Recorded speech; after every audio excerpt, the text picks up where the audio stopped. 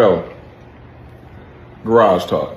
So, I had a question where people were asking me about this $21,000 house that I purchased and why was it so cheap? Well, one of the main reasons it was so cheap is because it had a squatter in it. Now, some people run away from houses that have squatters in it, but I actually run to them if I can get them at a good deal. Because the thing is, most people don't, or a lot of people don't know how to get a squatter out of a house. They think it's going to take like 6 months or a year or whatever. So this is what I did to this one property, right?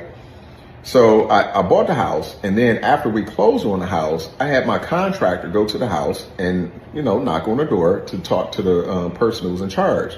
And then I had him put me on speakerphone.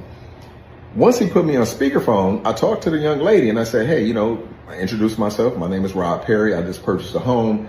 And I just told her, I said, I didn't know that people were living here illegally, but, our goal is not to put people on the streets.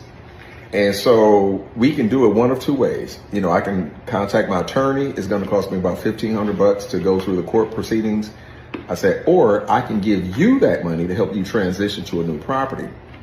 And I said, because again, we don't want to put people on the street. She said, okay, well, can you give me 1 day to think about it? Sure.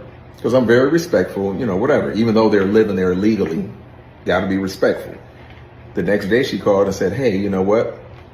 I accept your offer. We agree to move. But can you give us to the end of October? Sure, no problem. I said, but remember, you have to take everything out of the property. It has to be vacant 100%. And, when my contractor comes by, he's going to have you sign a contract stating that you agree to leave on your own accord or whatever. And he's going to video record you. And the reason we do that is because if we got to go to court or what have you, you say, well, because you're a squatter, you can have fake IDs or whatever. So you can lie and say, this is not your signature.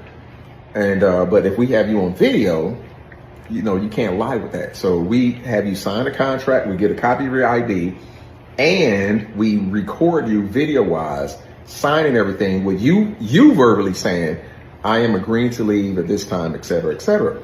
Now the lady leaves, all of them, they leave. Instead of me spending $1,500 with an attorney, and then I got to have a crew to go in and clean out everything, dumpsters and all of that, that's easily $4,000. But I just spent $1,500 with what we call cash for keys. Now she's out. I re-secure the house. Now my team is working on the property. Simple shit.